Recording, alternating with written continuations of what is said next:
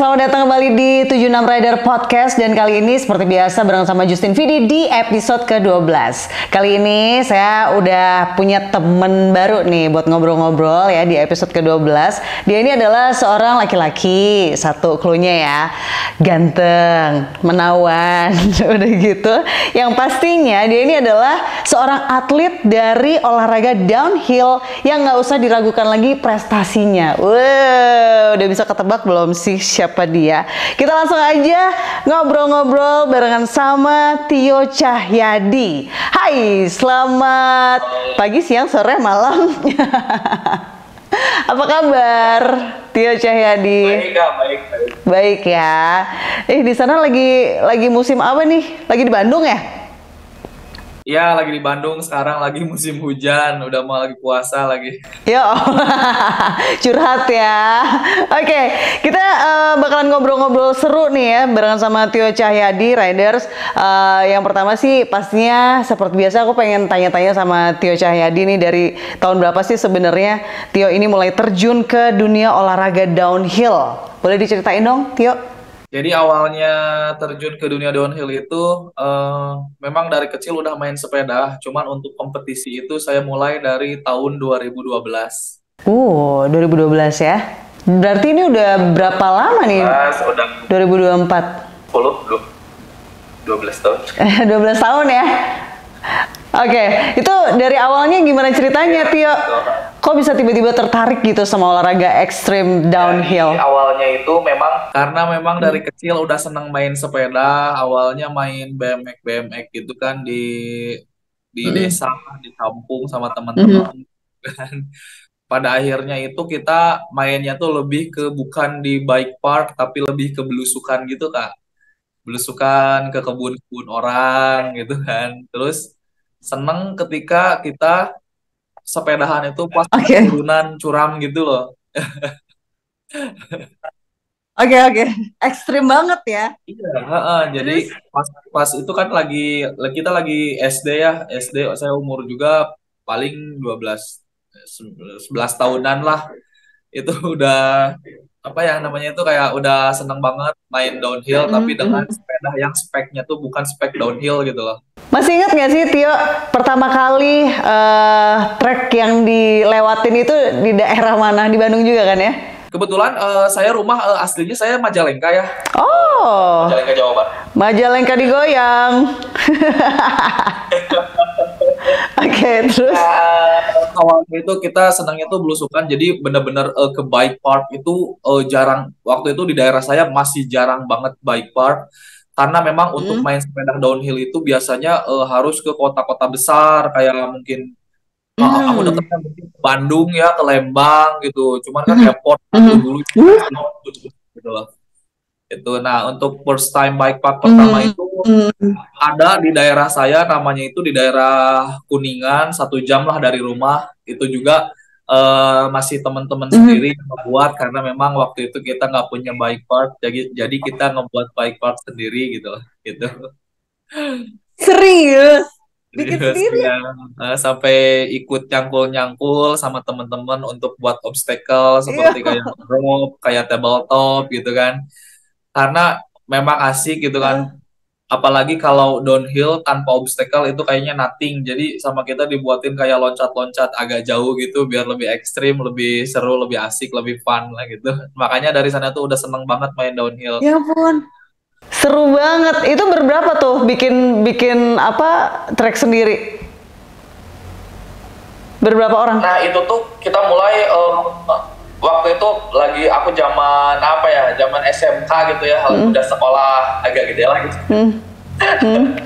Ya zaman SMK itu teman-teman rumah gitu diajakin gitu, ayo kita ke kebun, kita buat di sana buat trek. Gak apa-apa naik loading ke atasnya, gak usah pakai mobil, didorong aja nggak apa-apa. Itu ngebela-belain sampai didorong, bela-belain sampai sore di kebun orang gitu. Tapi mereka sampai sekarang juga ini ya, masih temenan, masih sering latihan bareng. Ada sebagian, ada yang sebagian kerja sibuk rumah tangga. Oh. Baiklah.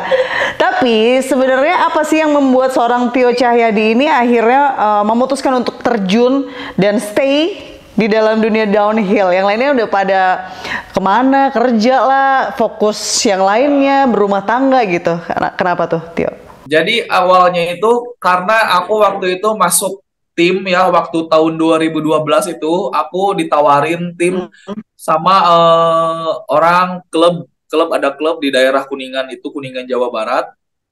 Nah, aku dari sana tuh benar-benar excited, tertarik karena memang seneng banget dengan olahraga downhill ini.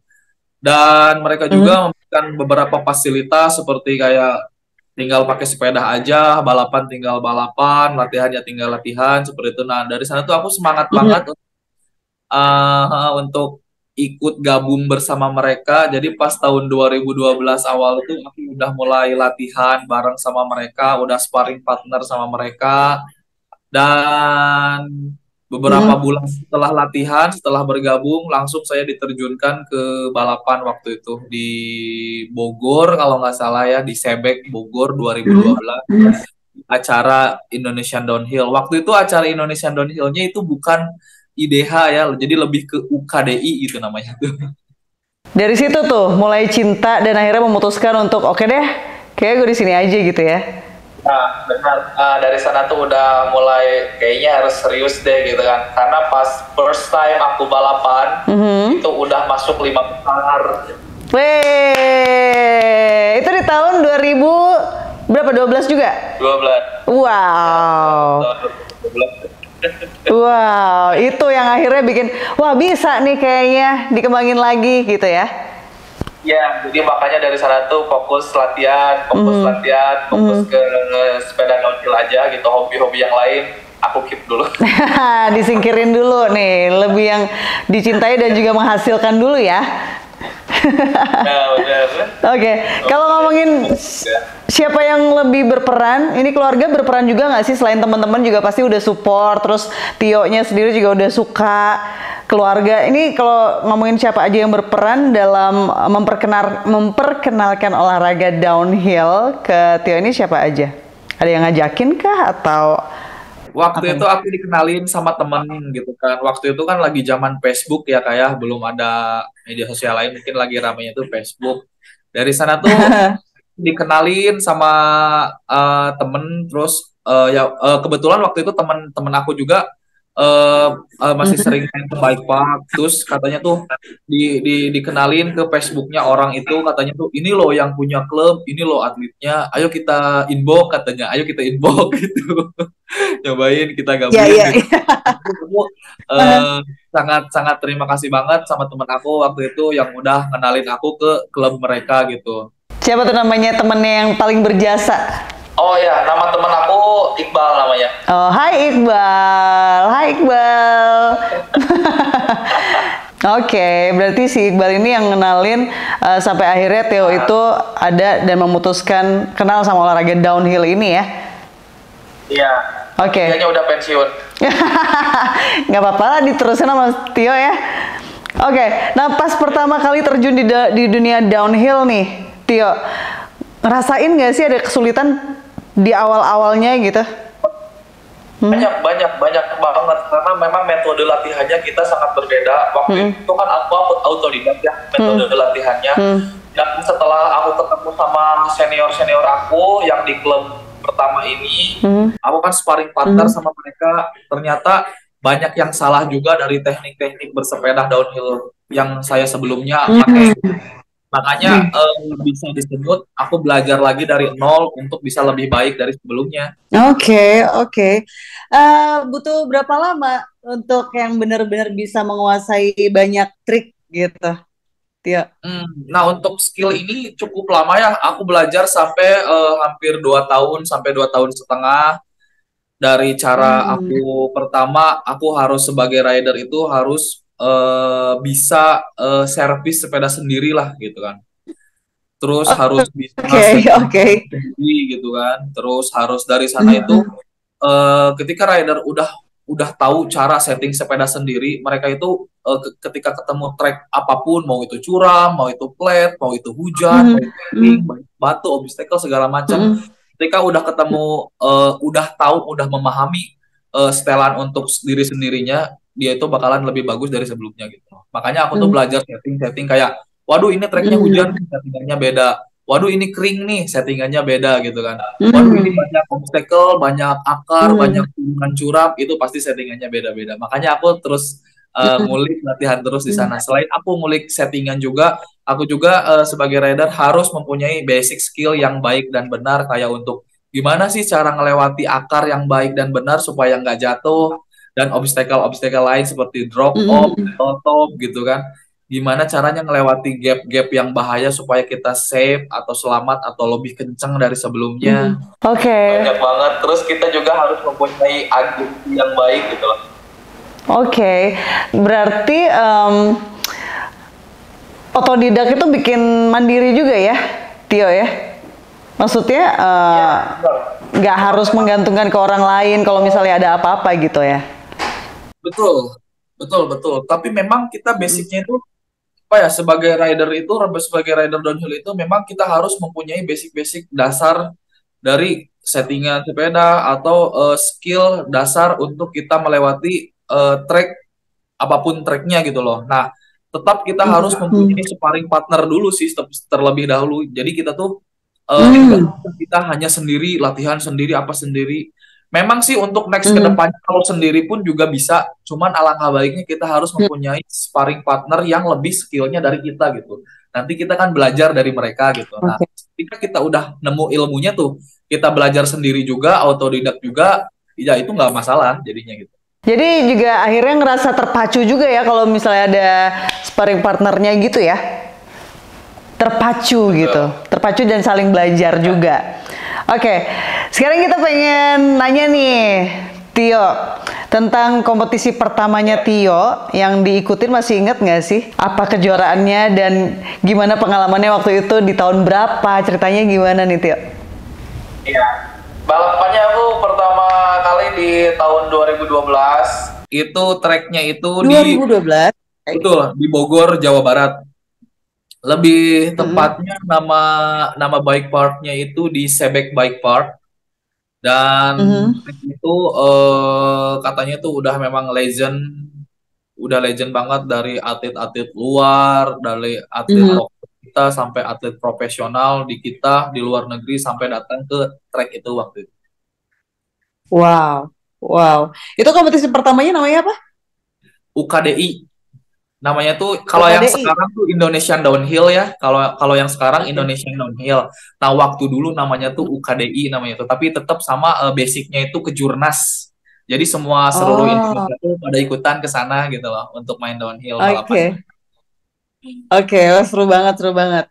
Oke, kalau ngomongin soal track nih, tadi udah sempat dibocorin ya, dari awal belajar udah bikin track sendiri gitu kan. Nah, waktu Mas Tio lagi menghadapi track nih, ketika sudah menjadi atlet downhill, gimana sih cara menganalisa karakteristik tracknya sendiri gitu?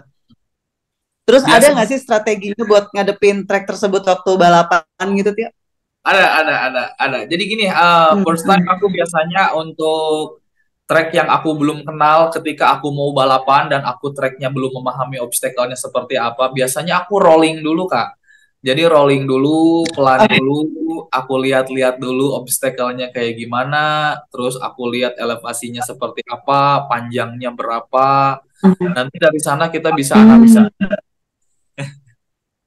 Oke. Rolling dulu berarti ya, itu semacam kayak observasi dulu, berkenalan dulu sama medannya gitu ya. Oke. Emang karakteristik trek-trek yang paling apa ya, paling Tio kayak merasa susah itu karakteristik trek yang kayak gimana, Tio? Biasanya karena kalau di Indonesia itu biasanya sering hujan ya kayak. Nah, ketika kesulitan kita sebagai rider itu ketika udah trek curam dan hujan itu benar-benar tenaga ekstra fokus karena itu susah dikendalikan di trek manapun ketika udah curam, hujan, apalagi tanahnya agak merah gitu, itu ban pun susah ngegrip dan kita tuh kontrolnya pun susah gitu. Itu yang jujur aku paling ekstrim, paling jujur aku takut, ya itu trek-trek kayak gitu. Kebanyakannya itu di daerah Malang itu loh. Oh gitu. Udah sering banget tapi ya ke daerah Malang ya? Iya, ke daerah Batu biasanya sering banget. Iya ya, Batu Malang itu ya, udah sering hujan, terus udah gitu pegunungan juga kan. Oke. Nah, treknya licin, kadang susah direm juga. Oke, sebelum kita ngobrol-ngobrol lagi nih, Tio bareng sama Tio Cahyadi, saya juga mau ngingetin ya buat rider yang suka banget sama konten-kontennya 76 Rider Podcast, jangan lupa dong diaktifin notifnya di 76 Rider di YouTube channelnya, karena kita punya banyak konten-konten yang menarik. Dan selain bisa ditonton di YouTube channelnya 76 Rider, riders juga bisa dengerin lewat Spotify. Oke, jadi bisa dipilih mau nonton di YouTube channelnya 76 Rider atau boleh juga didengarkan lewat Spotify. Jangan lupa juga untuk follow Instagram dan juga sosial media kita di 76riders.id. Oke, sekarang Tio Cahyadi, saya mau tanya-tanya lagi nih. Cuman yang ini sedikit games ya buat Tio Cahyadi ya. Jawab dengan cepat, Mas Cahyadi. Mas Cahyadi lagi, kenapa jadi Cahyadi? Kamu panggilannya Tio kan? Oke, Tio, kenapa jadi Cahyadi sih? Ya. Oke, Tio, kamu punya ritual khusus nggak sih sebelum mengikuti kejuaraan tuh? Paling berdoa, pemanasan udah. Berdoa, pemanasan ya?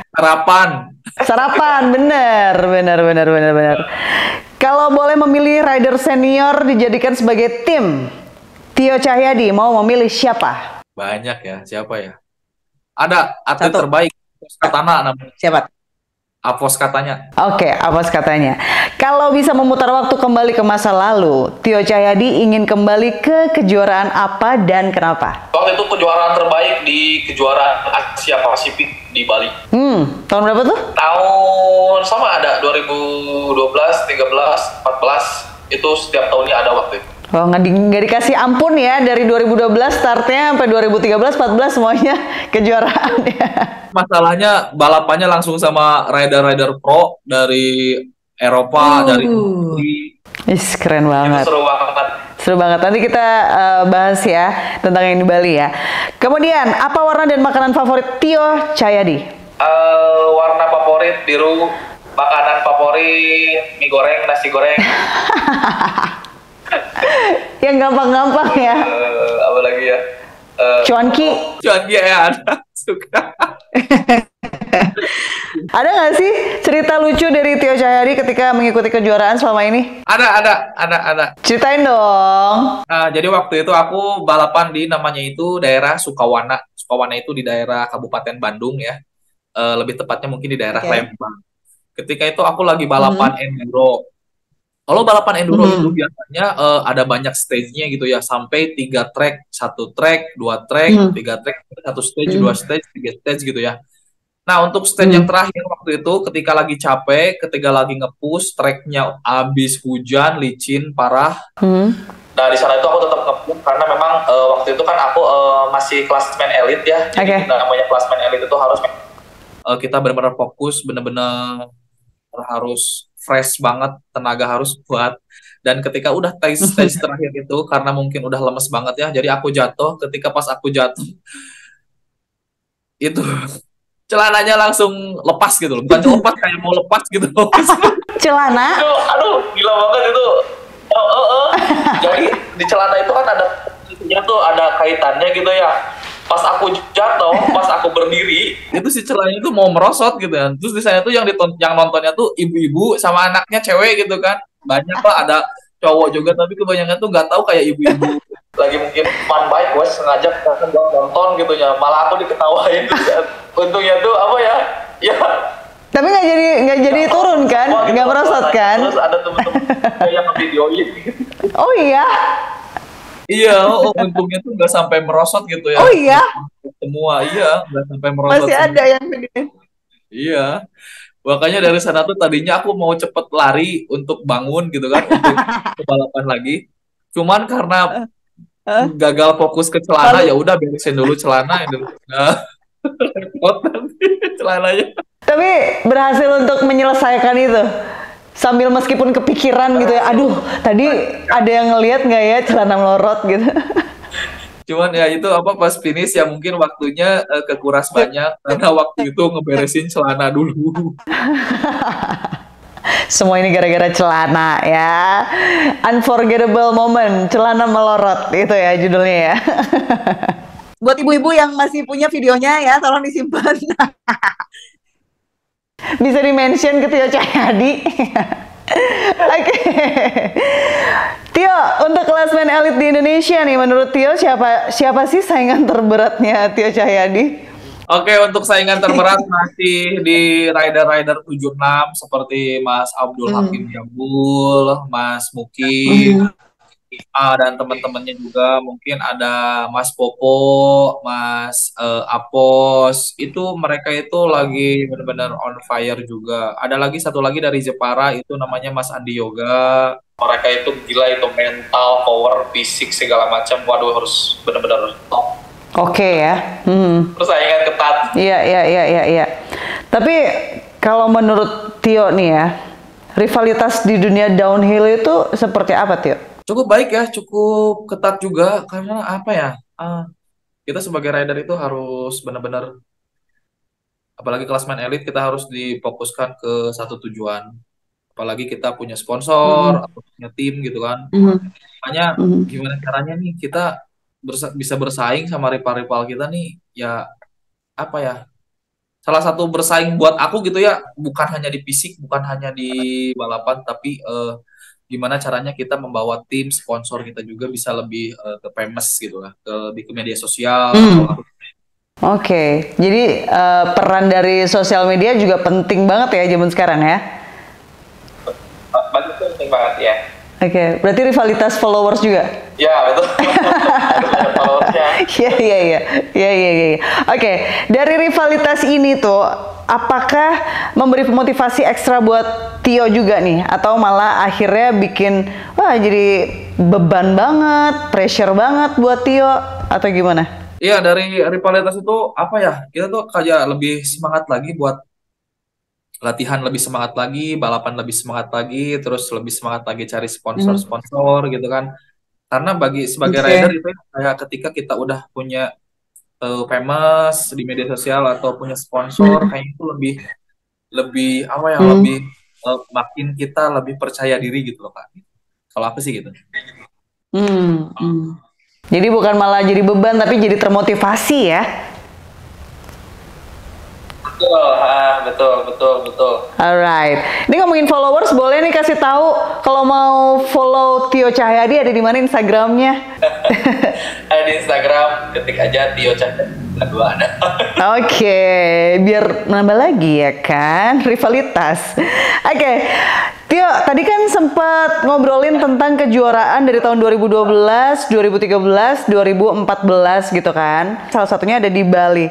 Share dong kejuaraan yang paling berkesan yang pernah diikutin sama Tio.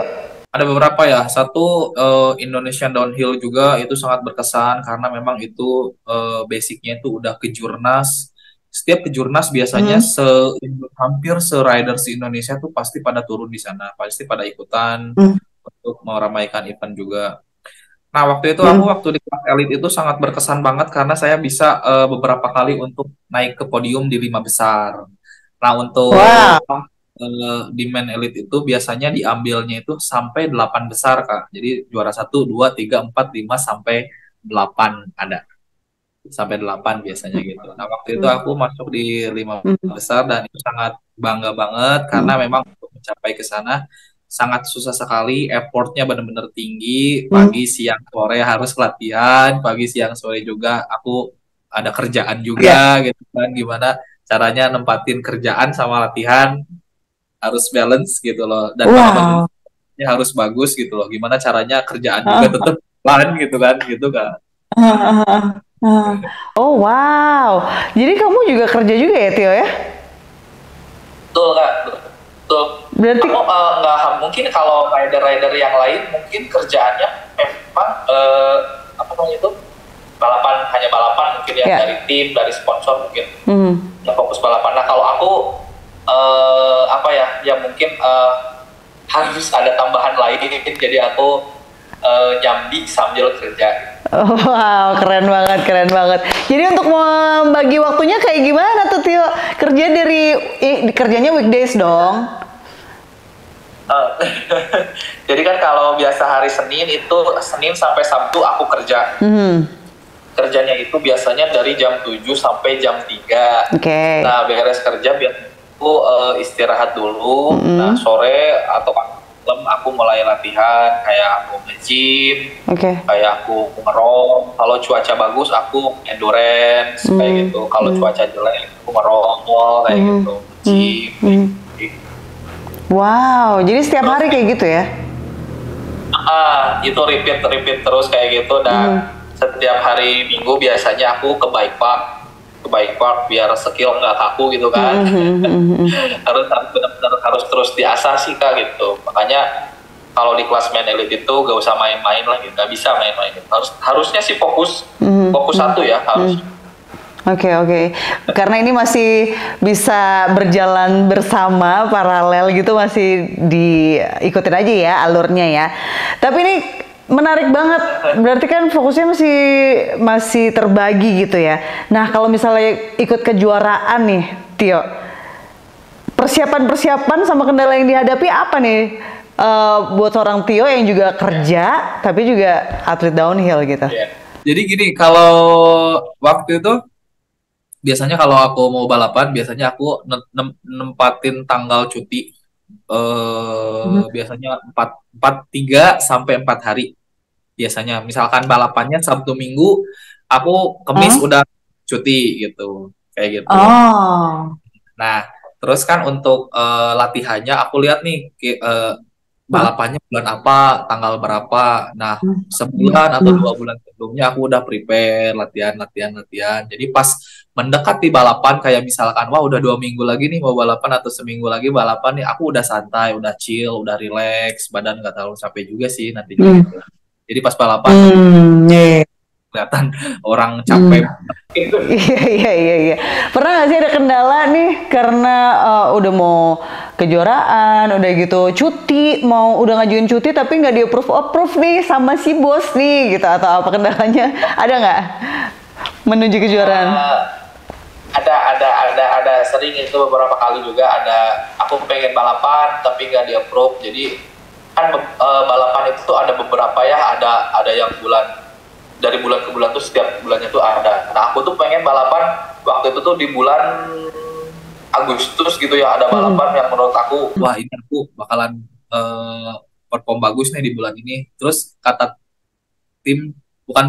kata manajer kantor, waduh kamu nggak bisa karena harus ada kerjaan kayak kantor ini meeting kayak gitu. Makanya sedih kan. Padahal akhirnya yang udah yakin yang mana nih? Total prestasi gitu loh. Gitu. Yang dikorbanin yang udah berarti nggak jadi ikut kejuaraannya. Karena kan nanti ada balapan yang selanjutnya katanya tuh gitu.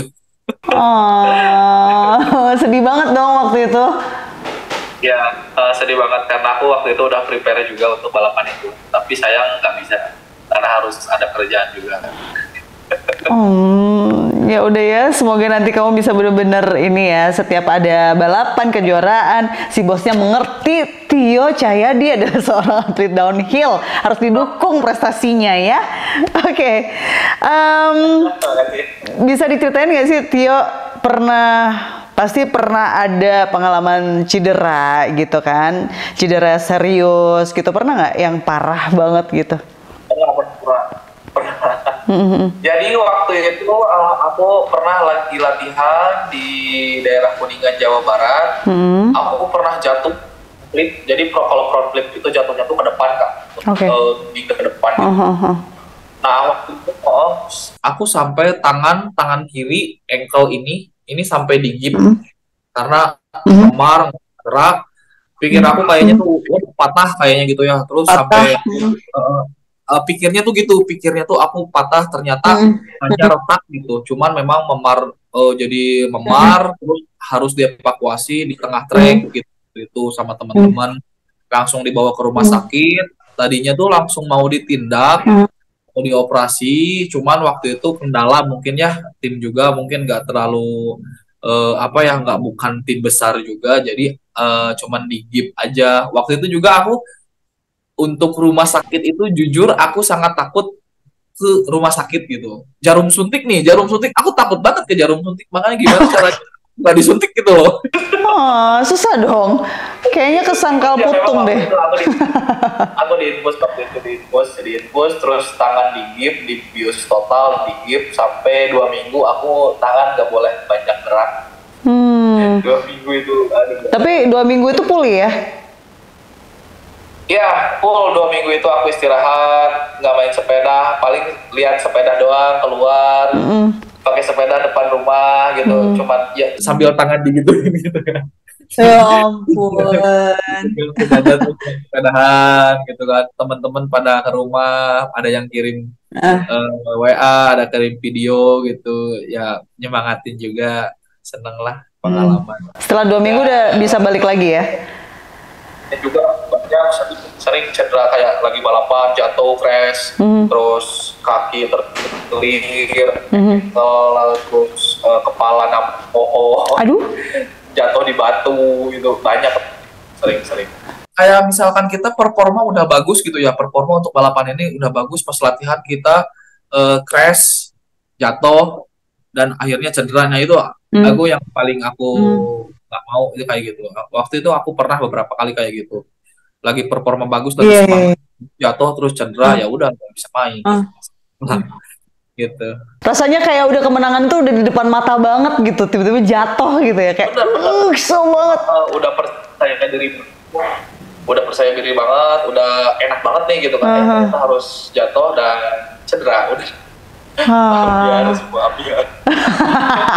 Ambiar deh, tapi berarti belum waktunya harus diulik lagi kenapa bisa jatuhnya tadi itu ya.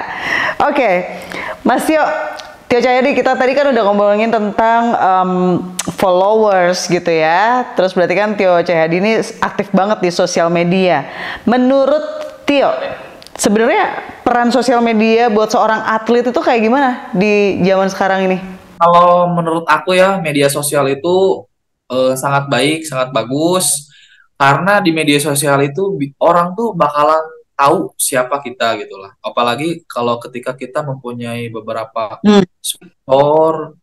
sponsor pun pasti akan seneng ketika ridernya tuh lebih famous gitu loh. Karena brandnya itu akan dibawa ke mana-mana gitu loh. Nah, makanya dari sana tuh aku main media sosial itu sangat, bagi aku ya, penting banget. Kayak aku main Instagram, aku main YouTube, Facebook, TikTok saat ini mungkin lagi famous banget. Ya, aku mencoba main itu di sana, aku mencoba memperkenalkan Tio Cahyadi di sana, dan alhamdulillah ada beberapa followers juga yang senang banget sama Tio Cahyadi dan support. Dari sana alhamdulillah juga banyak endorse dateng kayak gitu kan. Yeay. Oke. Nah, nih kita masih ngomongin tentang sosial media nih ya, Tio ya. Seorang Tio Cahyadi di sosial media sama Tio Cahyadi di rumah dan juga Tio Cahyadi di track, sama nggak?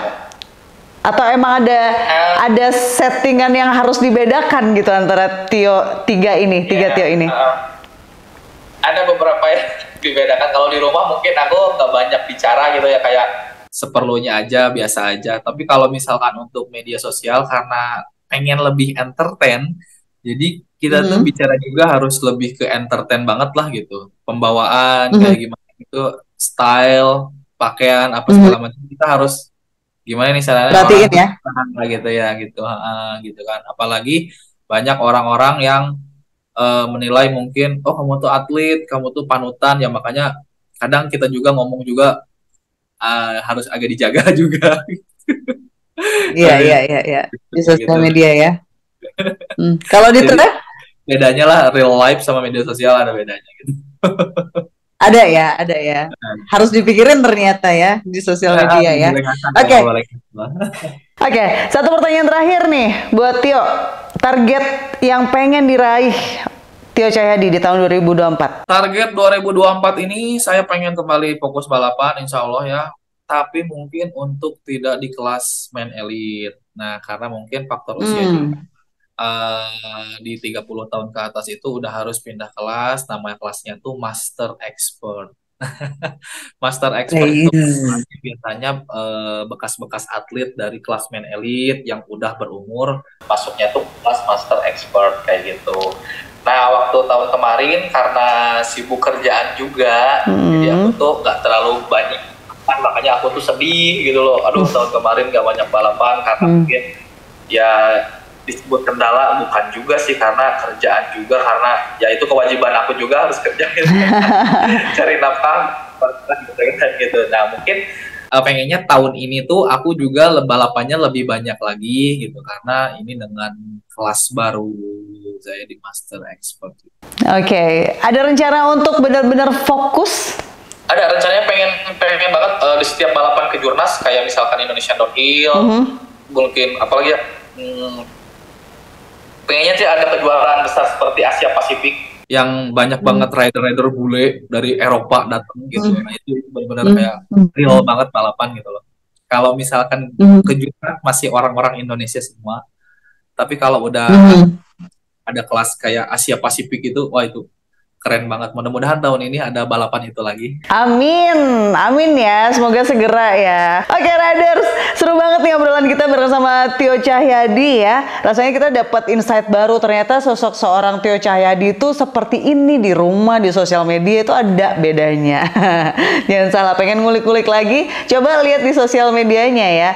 Nanti beda-bedain sendiri deh sama yang ada di YouTube channel 76 Riders ini, apakah sama atau tidak gitu ya. Oke, setelah seru-seruan barengan sama Tio Cahyadi, sekarang saatnya kita untuk pamit undur diri dulu. Tio Cahyadi, terima kasih banget ya udah mau ngobrol-ngobrol, udah mau bagi-bagi ilmu, bagi-bagi cerita buat riders juga.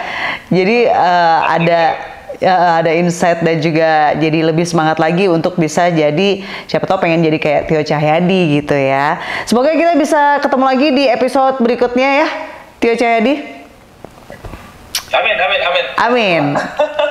Oke, sebelum kita tutup Riders, aku ingetin lagi, sekali lagi jangan lupa untuk subscribe dan juga komen di YouTube channelnya 76 Riders, dan jangan lupa juga untuk bisa mendengarkan kita di Spotify. Untuk sosial media, jangan lupa juga untuk follow di 76riders.id. Alright, Riders, sampai jumpa lagi di episode selanjutnya di 76 Rider Podcast. 76 Riders, nyali aja, gak cukup.